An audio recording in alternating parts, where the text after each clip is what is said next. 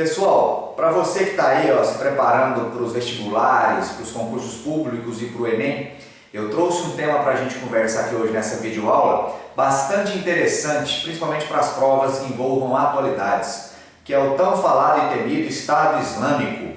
O que você precisa saber sobre esse assunto, que é bastante complexo, que é um assunto que envolve religião, que envolve a emoção, a paixão. Eu vou tentar abordar esse tema da forma mais simples possível, se é que isso é possível, tamanha complexidade do assunto. Mas vamos lá, o que você precisa entender? Antes de ir no tema apropriadamente falando, eu quero retomar algumas questões conceituais básicas, sem as quais você não vai entender o que eu vou te dizer. Quando nós olhamos para o Oriente Médio, é notório a predominância de pessoas que seguem a religião islâmica. E aí às vezes vem dúvidas. Professor, qual a diferença entre islamismo e muçulmanismo? Eu te digo que a diferença não é nenhuma, ela não existe. Normalmente o termo muçulmano é dado para todo aquele que segue o islamismo. Então, muçulmano é todo o seguidor da religião islâmica. Lembre disso, são sinônimos. Não queira achar diferença porque não há. Outra questão envolvendo os islâmicos ou muçulmanos é a divisão que há na religião. Há uma vertente xiita e há uma vertente sunita. A maioria, mais ou menos aí 80 a 90% dos muçulmanos do mundo são sunitas. Apenas uma menor parte é xiita. A diferenciação desses dois ramos do islamismo não é necessário esclarecer agora. Então não vou entrar nesse mérito. Sabe que no mundo a maioria é seguidor do sunismo. O Estado Islâmico, especificamente falando, é voltado para a ideologia dos sunitas, aqueles que são maioria no mundo. Para os sunitas radicais, os xiitas são considerados povos infiéis, e como infiéis, eles devem ou serem convertidos ao sunismo, ou então devem pagar com a morte a sua infidelidade a Alá, a sua infidelidade ao Corão. Mas enfim, vamos retomar aqui. Entre os grupos terroristas que se destacam na história, antes mesmo de aparecer o Estado Islâmico, está um grupo chamado Al-Qaeda.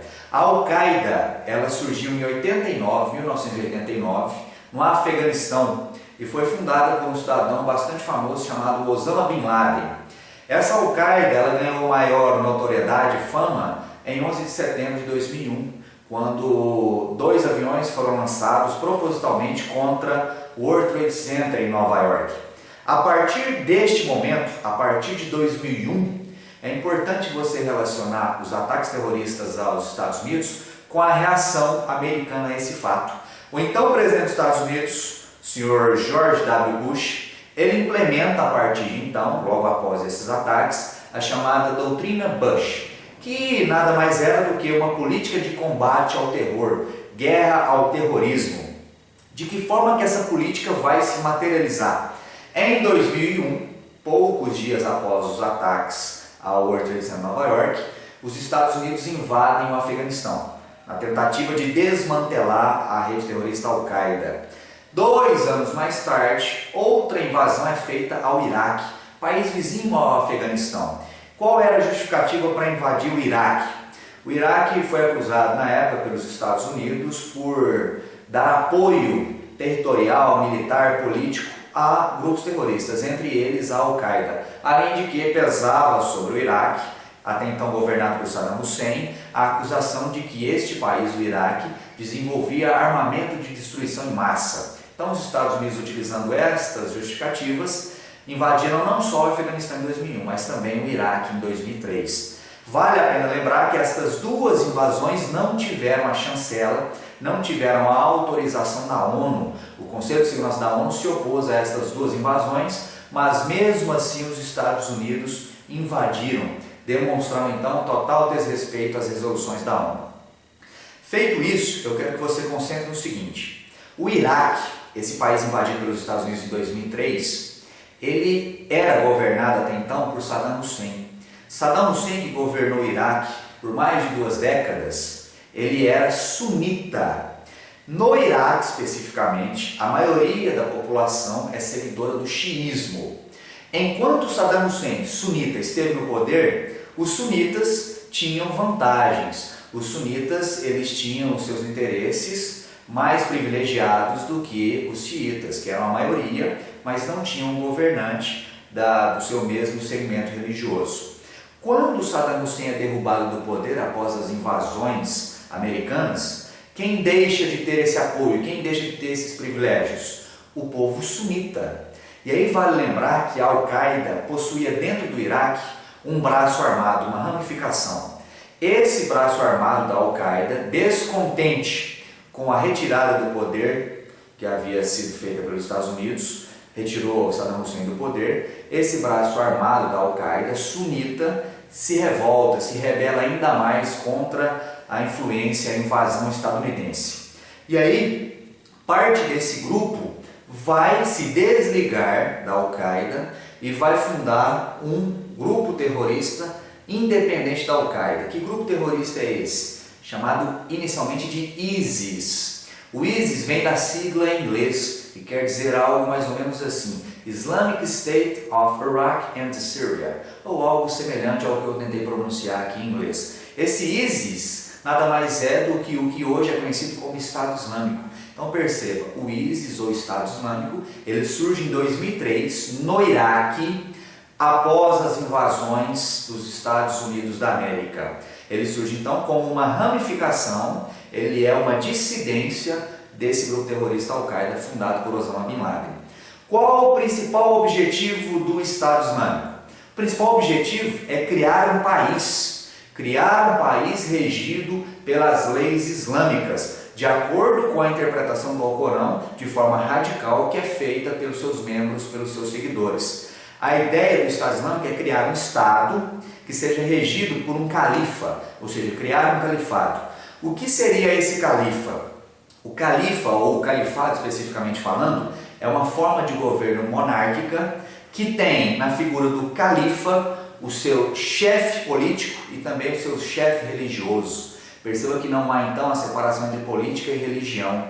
O chefe desse Estado Islâmico, ele acumularia as funções políticas e religiosas.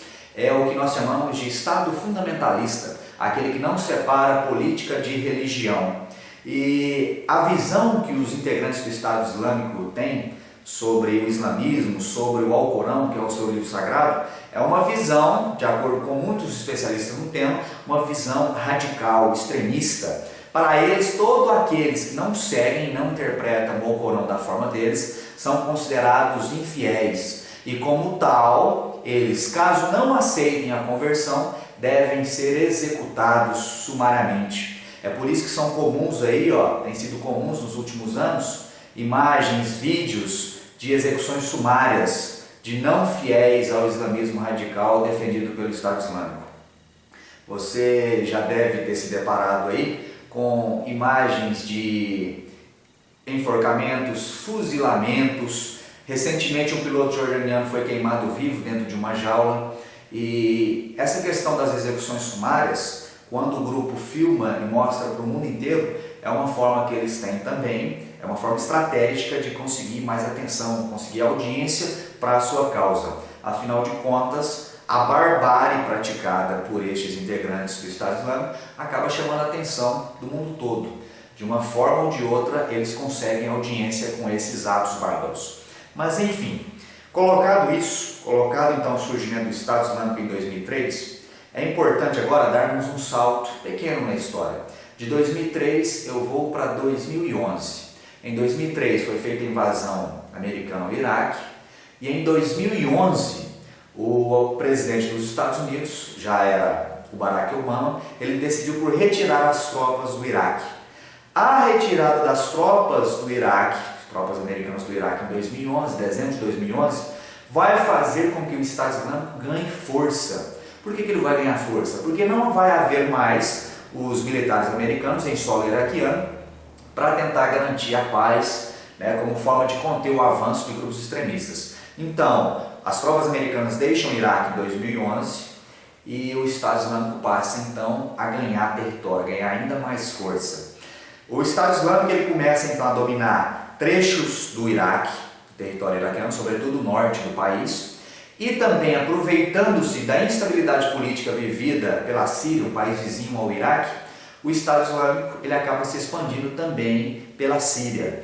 Pelo mapa, vocês podem perceber a área principal de atuação do Estado Islâmico.